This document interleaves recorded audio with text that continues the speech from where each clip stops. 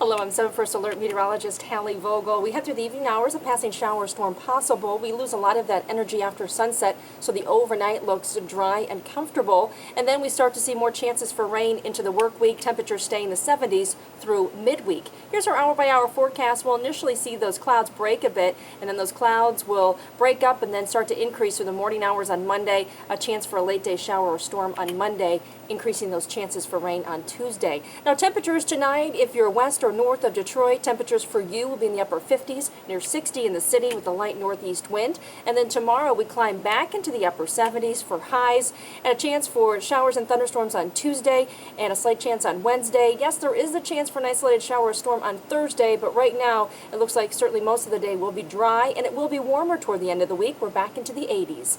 Well, thank you for clicking on WXYZ.com. I hope you have a great night.